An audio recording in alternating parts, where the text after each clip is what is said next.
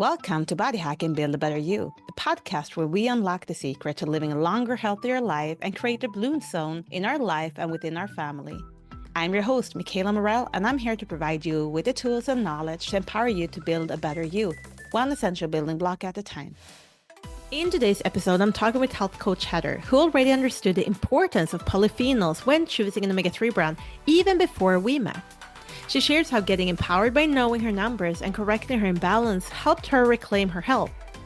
Before this transformation, she struggled with gut issues, chest pain, stiffness, poor recovery, and an itchy scalp, living in a body that felt 78 years old.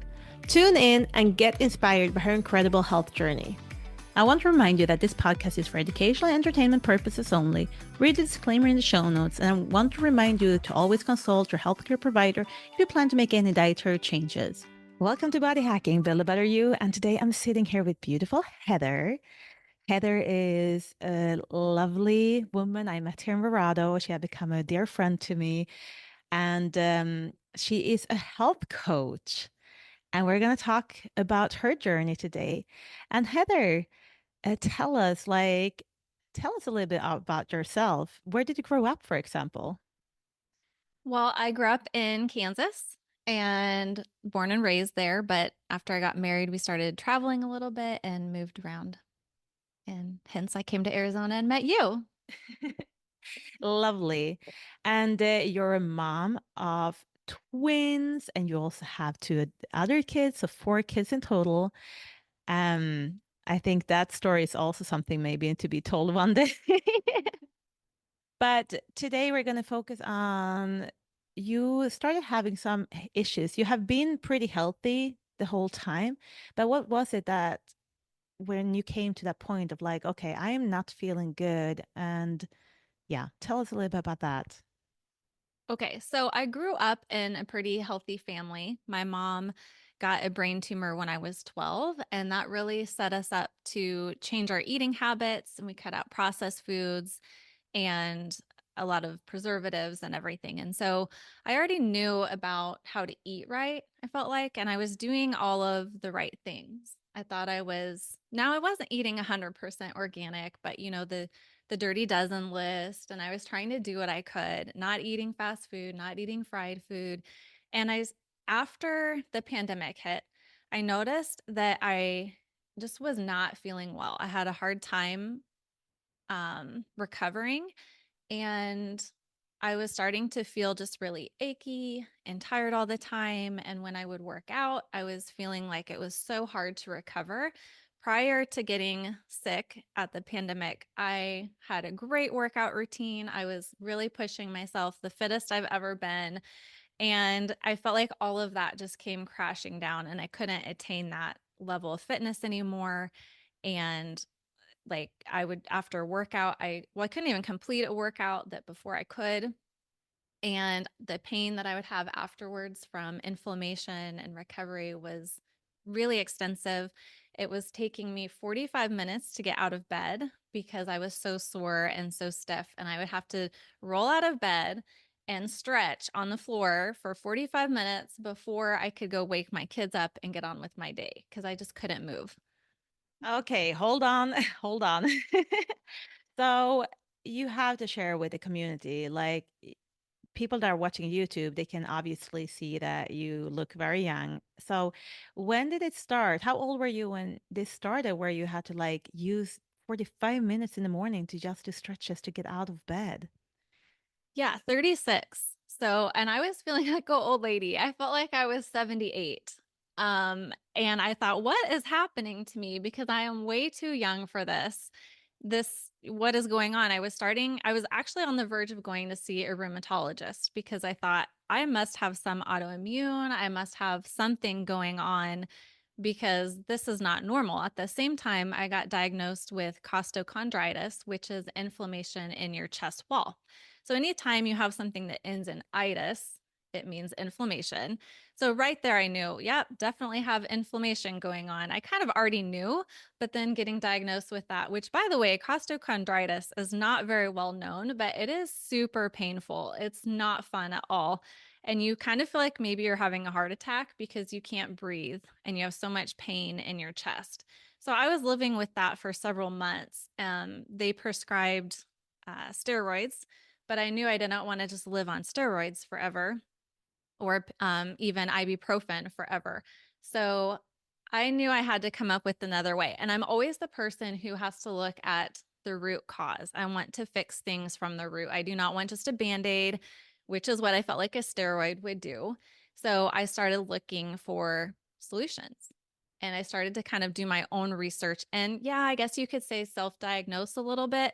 But I told myself that I was going to give it a year, self research and finding solutions for myself before I went to a rheumatologist. So I want to back up a little bit because a lot of people may not understand how it is to live with this chest pain and not be able to breathe. I know that you told me one time a story about you sitting and driving your kids to school, and you were sitting in your car, and you struggled with just having the belt on. And tell us that story of, yeah. Okay. Well, there's probably several stories. The one I'll share with you was I was actually driving back from the airport. And if you think about it, when you're driving, your hands are up. And when you're driving with your hands up, it restricts your chest cavity a little bit. Things become tighter and more closed in. So when you have a condition like that, the pain gets worse the more that you're restricting the movement. And so I had about a 2 hour drive from the airport home and I couldn't make it. I was panicking so bad because my chest hurt and I couldn't breathe. And I ended up pulling over and I called the doctor's office, which of course they thought I was having a heart attack. And I'm thinking, I know I'm not having a heart attack because I am way too healthy. I don't have any of the signs for a heart attack, I didn't think, but it definitely was also inducing an anxiety attack because the chest pain and the not being able to breathe, because it wasn't just costochondritis isn't just pain, it does hurt to breathe. And you can't get a full breath because you have all this inflammation and tightness going on. So that just compounded the anxiety. So I think I was having an anxiety attack, but I sat there probably for over an hour in some parking lot before I could get well enough to go home. And the doctor was urging me to go into the ER, which I'm such a bad patient. I did not do. I just prayed and decided, okay, I've got to get calmed down and drive home. But after that was when I don't actually think I was diagnosed with costochondritis at the time. It was after that that I went into a doctor's office. And thankfully, the man there, he was a former weightlifter and the doctor that was helping me, and he knew what costochondritis was and he x-rayed me and he said, yeah, that's what you have.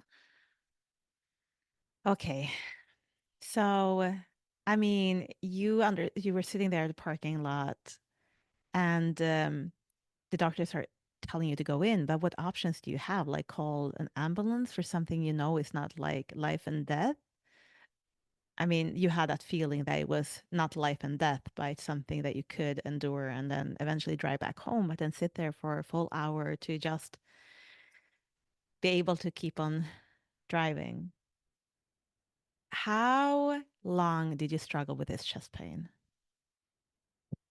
Um, let's see. Well, probably a year actually. Before I started, so it was a year until I got better. But during that time, I had found some solutions that were helping me. And then when I started implementing certain things into my diet and my lifestyle, is when it probably took about 7 months from that point to wake up one day and realize, hey, I don't have any pain at all. And tell us a little bit about the journey of what you have tried. What is it that you have tried before and what was working and what was not working? Was some helping out a little bit? And then suddenly, like, what was the big thing that actually helped you the most? So a few months after this all started, I was actually enrolling in um, integrative nutrition school to become a health coach. And that was became a huge part of my journey in getting well.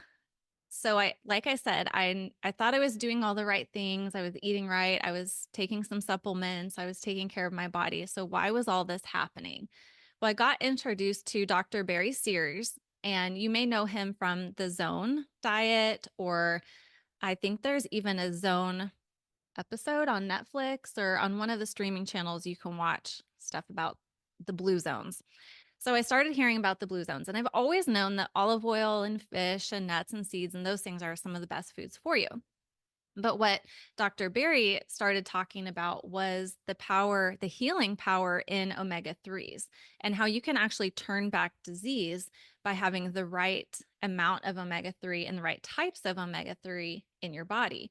And that really resonated with me because I wanted a natural solution. I'd had a friend who was a nutritionist. It wasn't you. I hadn't met you yet. um, but she was from Europe as well, and she would tell me about omega-3 and how good it is for you. But it tastes so fishy, and I just can't. I like fish, but fish oil doesn't taste like eating fresh fish. Fish oil tastes like eating rancid fish. Dead fish. Yes, it's so gross. And I had tried to give it to my son prior.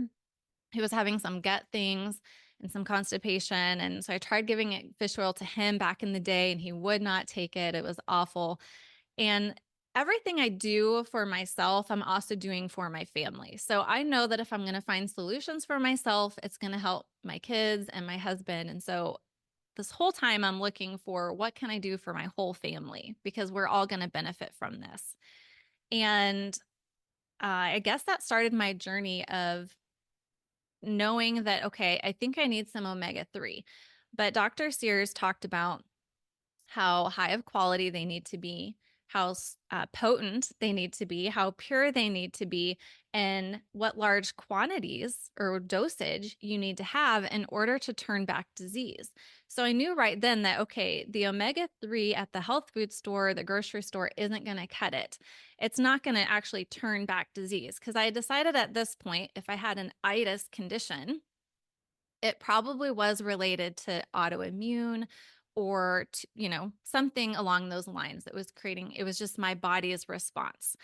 Might have been brought on by the sickness of COVID-19, maybe not. But either way, my body was having a hard time with recovery, whether it be recovery from fitness, recovery from illness. And the way my body was responding was creating an inflammatory response. So I needed to find a way to shut that down. So that is something we can see often, that a lot of people that struggle with COVID, for example, they have a lot of more inflammation in their body after they had COVID versus prior. And one of the answers I've been able to find doing some research on this is that they are able to see that a lot of people that had struggled with COVID, they have a lot of more senescent cells. So the normal term for everyday people are zombie cells. And those zombie cells, they are cells that are not giving the signals of killing themselves, because that is usually what's happening when we are having a cell that is regenerated, is that the cell is supposed to, when the life cycle is done with the cell, they're supposed to kill themselves.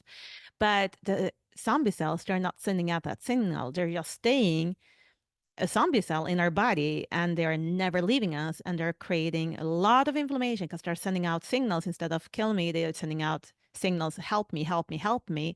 So inflammation goes there and is creating, because inflammation is actually part of the healing process. But when it's just too much, it just create low-grade chronic inflammation. So a lot of people had a significant amount of new zombie cells that we have never seen really before. So I think that is the biggest reason why a lot of people are struggling with long time COVID after they had it. And it's a real thing. It's a real thing with senescent cells and inflammation. And I just wanted to highlight that if you're out there and you're struggling with symptoms after COVID, it can be that you have a bigger amount of senescent cells and that we need to target that. Anyway, so back to your story. You have then been struggling with that, and you had started researching, and through your education that you were now going through. First of all, I'm curious, what inspired you to want to become a health coach? I just like helping people, and I like health. And so I put the two together. It's that simple. I had a friend though who had gone back to school to be a health coach and about 4 years before me. And I thought, oh, I think that might be something I want to do someday. So I just felt like the right time. Yeah, and I know that through our conversations too, we have talked a lot about what is it that we might want to prevent because it's in our DNA. And I know that you also have like a story behind you that might have contributed to that inspiration of wanting to learn more and be better. Do you want to share? Sure. So there is a lot of cancer, breast cancer in my family, and they've all been tested, and it's not the genetic form. However, it still exists in a lot of the women in my family. And I know it's not something to fear or to let rule my life. But I also knew I wanted to set my body up for success in whatever way I had control over, in whatever way I could do that. And also thinking of my daughters. I have two daughters. And so, what can I do that could also help them and help their body? Because I do know our bodies are supposed to be able to kill cancer cells. Cancer cells are just abnormal cells that are functioning crazy. They're like having too much fun at the slumber party and they can't calm down. Sounds like someone else. That's good. And so they just have to, you got to make sure your other cells are healthy so that they can tell the cancer cells, hey, you're overreacting here. And if there was a way that I could do that for myself, then I want to be able to do that. My mom was super, super healthy, the healthiest person I know. And she's like, if no one is supposed to get cancer, it shouldn't have been her, right? Because she was so healthy and took such good care of herself. But she still got cancer and she still died from it. And I know no one is immune. And no matter what you do, there are things that are outside of our control. And at the end of the day, really our outcome isn't up to us. But yet at the same time, we have choices that we can make. And those choices add up to things over time. So if I can make good choices and I can support my body, then I want to do that. I don't want to look back and say, oh, I knew this was good for me, but I didn't do it. Yes, we all have choices. And that is something I also like want to just touch a little bit on because a lot of people may not think that what we're doing is that big of a deal. And of course it is. Like, I was just remembering one thing that when I was growing up, I had this friend that thought that like if I'm gonna she wanted to find a husband. If I'm gonna get married, God will show me that. Like he will present the person. But then if you don't go outside of your house and you don't interact with people, it's gonna be hard to for someone to just come and knock on your door. So we have to put in the effort to reach our goals basically. And if our goal is a healthy body, we can just not sit inside. We need to walk. If you can walk 11 minutes every day, that is reducing your risk of dying prematurely significantly. There have been studies done with this. So there are small habits that we can implement to just overall improve our health. And a lot of the time, our health can look healthy on the outside, but when we're actually measuring how the health is of a cell, how we're doing on the inside, it can be what we have inherited from our parents. It can be traumas in our DNA. It can be a lot of different things that may not be seen on the outside that we are struggling with on the inside. Yeah, exactly.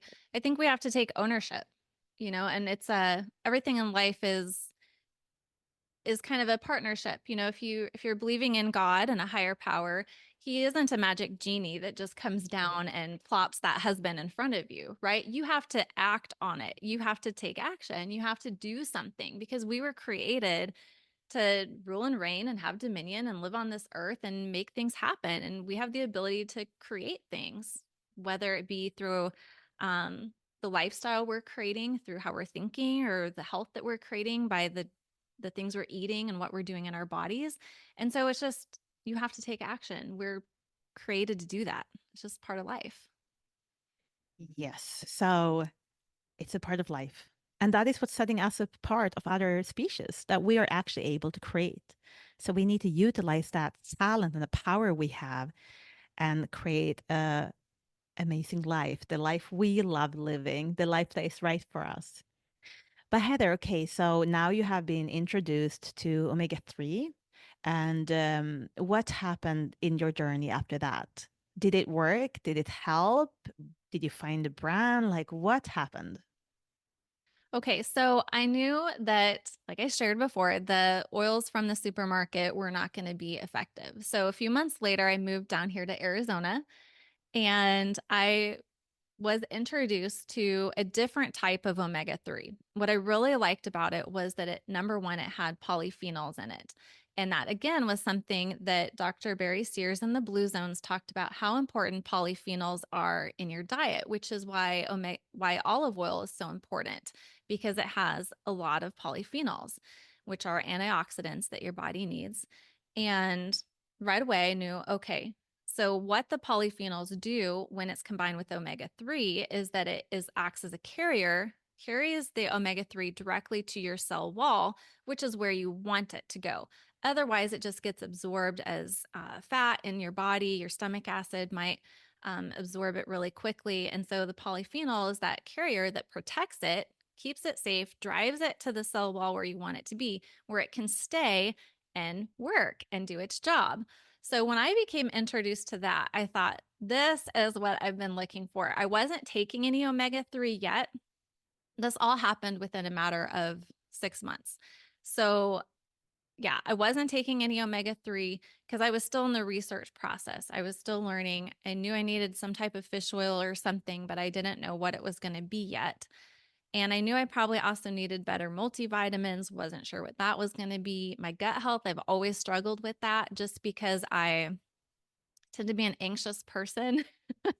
People always say, "Oh, you're so calm and you're so peaceful," but I just internalize it all.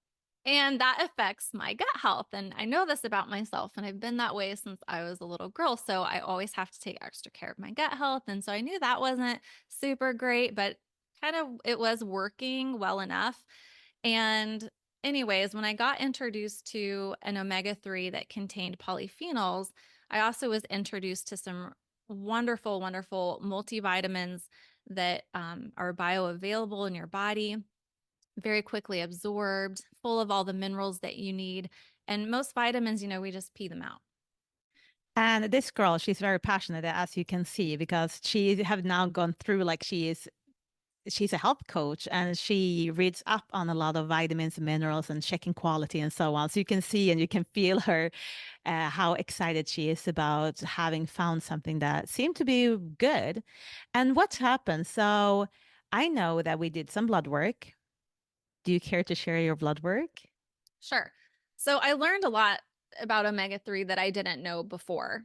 And so I learned that you need to check your omega 3 index to find out how much omega 3 you have in your cells. You need it to be above 8%. 12% is ideal or higher. Is it high? Is it possible to be higher? 10 to 12% is what is recommended as like being optimal levels. Okay. There is not enough of data and research to show what above 12% would do to our body. So we can't really say if it's positive or negative. I'm just having my guesses, but we're sticking with 10 to 12% is the optimal levels. Okay. So I learned that there's optimal levels. And then I learned that you want to have a balanced ratio between omega 3s and omega 6s. And that's an indicator of how much inflammation you have going on in your body. I learned how important EPA and DHA is for your brain and all these things. And so when I found out that you could actually measure, I decided I wanted to know where I was so I could see how I improved as I went along. So I took a blood test and I could see my ratio of omega 6 to omega 3 was 24 and a half to 1. You want it to be 1 to 1 or below 4 to 1, but 1 to 1 is ideal for DNA. And you guys who don't know Heather right now, like when I first met Heather, I was so impressed because she was a mom of four. She had been homeschooling them for many, many years. And she was making all of her food basically from scratch. She is a baker, she's like a great cook, and she was already like into the angle of like trying to stay as gluten free as possible and so on, because she had kids with a lot of different needs from a dietitian perspective. So you can look like Heather. She was doing a great job in trying to stay as healthy as possible, eating as healthy as possible, cooking from scratch, spending the time to source the food. She bought her groceries from local farms over here, and she ordered boxes with locally grown veggies and so on. So everything she was doing should have been enough if you are looking at it from what it used to be. Well, prior to this industrialization, we were eating food that we were growing ourselves and that local people were growing, our neighbors and so on. But because everything have changed so much, we're struggling with getting the nutrients in. So even someone that with like Heather that was putting in so much time and effort to cooking and so on, you said 24 to 1. Yeah. 24 and a half to 1, too many pro versus anti-inflammatory building blocks in every single cell. That is cells in her brain, in her eyes, in her skin, in her gut, and her lungs. So, Heather, do you think this contributed to you struggling with your lungs so much? Yeah, I do think so. And I knew that I needed to give my body time to heal, that it didn't just get this way overnight. So I knew this would be a process, and it takes about 4 months for all of our blood cells to be new in our body. So I knew I at least needed to give it 4 months at a minimum. But remember, I told myself I'd give it a year before I went to a rheumatologist. So I decided I'm going to give it a whole year once I find something. So I found a protocol and I implemented the full protocol. And I started to see results right away, in the sense that I had really struggled with a lot of dandruff and a dry, itchy scalp for about 5 years. My scalp was terribly red and itchy, and I tried everything. I changed my faucets so that I had better water coming out of my shower. My Yeah, got all sorts of like specialized products and everything. And it really wasn't until I implemented this great omega-3 that my scalp started to get better. So I noticed it right away in my skin, hair, and nails. And then it was about at the 7 month point, I woke up one day and I realized I haven't thought about my chest pain in about a week. And from that point on, I really started to feel so much better. And I felt like I was getting my life back. Okay, did you still use 45 minutes to do your stretches before getting out of bed? Is my question. No, I could get out of bed. And now I just pop out of bed like normal, like I used to, like a 25-year-old, not like a 78-year-old. That is wonderful news. I mean, I have been working out with Heather too along this journey. We have done some yoga workouts and things, and it's fun to see that you are like improving and getting your health back and also recovery time after you work out, because that was also something that you struggled with a lot. Yes. I don't want to say that all of this is a magic formula. There are still limitations I have when it comes to not aggravating my costochondritis. I've learned that there are like push-ups really aggravate it. So I'm just going to have to find other ways to work out besides doing push-ups. But I know that Not everyone needs to do push-ups, lady. We don't always need it.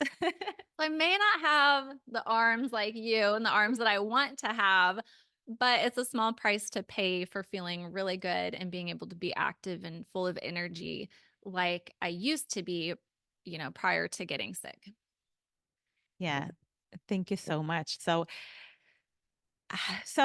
when you have been through your journey now, and it had been a process, and it had been a process of maybe frustration, like being worried, wondering if you will find a solution, wondering if this is the rest of your life or if you're gonna feel good again. How are you feeling today? Like, are you afraid of aging now, or like when you have seen where you were and when you have seen how far you have moved your body in the right direction, do you think you will be able to keep on moving your body in the right direction? I do. I sort of feel like, you know, you hear so much about aging and how terrible it is and how your life is going to be taken away from you and you can't be active anymore. And when I started this journey and I felt 78, I thought, oh my lands, I don't want to be 78. I don't want to age. This is terrible. I'm only 36. How am I already feeling 78? I'm just throwing a number on it. We were about the same age when we came to the realization of like, no, we don't want to grow any older. We're good. We're like, yeah. Yeah, but I know a little bit of what it felt to be that way, and to see that I was able to turn back the clock in a sense and get my life back just gives me a lot of hope that I can age gracefully. I can be the person that gets to keep up with my grandchildren, and I can have the energy that I want to have. And because I'm doing stuff that's helping my body slow, like keep the aging. We have so many. It should be where Yeah, it should be. There's so many things that have in our diets that have sped up the aging process. But now I feel like I've taken steps to keep the aging process normal rather than speeding it up so that I can age gracefully and I can continue staying active and feeling good. So I'm not so worried about it. That is lovely to hear. And Heather, is there anything else you want to share about your life, about your future? Like what to the listeners? Like having, I mean, I know that there are so many mothers out there that are struggling with their health.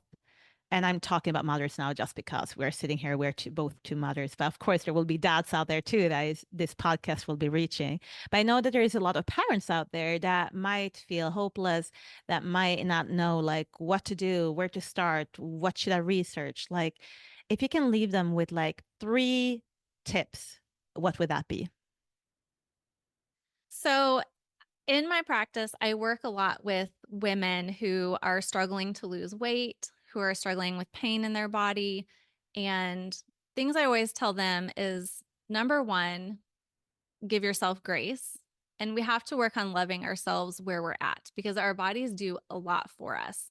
And it's important to honor our bodies and to recognize where they've brought us. Sometimes as women, we're super hard on our bodies and we're more critical of ourselves than we are other people. So it's learning to talk about yourself like you would your best friend. Talk to yourself like you would your daughter. Don't be so hard and critical on yourself, number one. And then the second thing is all we have really is this moment. We don't have tomorrow. We don't have 10 years from now. We don't have 5 years from now. So don't look at your health from the big picture of, oh, I'm not where I want to be, because that gets you really frustrated. Instead, look at what can I do in this moment to make myself a little bit better? What can I do in this moment to honor my body and what it needs? Because I used to look at the big picture and then you get discouraged and you think, I'm never going to feel good again. This is going to take so long. I'm going to be like this forever. But when you switch that perception and start thinking, what can I do in this moment? Then you're empowering yourself and you're putting yourself on a better trajectory because once again, you only have this moment. You only have today. What can I do this moment? If I feel down, I like grab my car keys, I run out and I go and play pickleball, and then I'm so much better off. Okay, did you have a third thing you want to share? I'm just going to leave it at those two. I feel like those are good. Yeah, they're really, really good. Okay, Heather, before we end, tell us where people can find you if they resonate with your story. They might struggle with the same pain in their lung. Like, how can they find you? So you can find me at heatherjameson.com. And on Instagram, I'm Heather_Jameson. And it's Jamison, not like the whiskey. Good. I will put the links in the show notes for people that want to find you. But thank you, Heather, so much for coming here and sharing your story and inspiring people that even if you feel like 78, you do not need to. Like, there are ways, there are solutions. And let's empower you guys with the knowledge of getting a better and healthier you. Thank you so much. Hey guys, if you enjoyed today's episode, I encourage you to do one thing for me. Think of one person you want to share this podcast with and copy the link and send it right away. Thanks for playing an important role in the Blue Zone community. And if you want to keep on building a better you, one essential building block at a time, hit that subscribe button. See you in the next episode.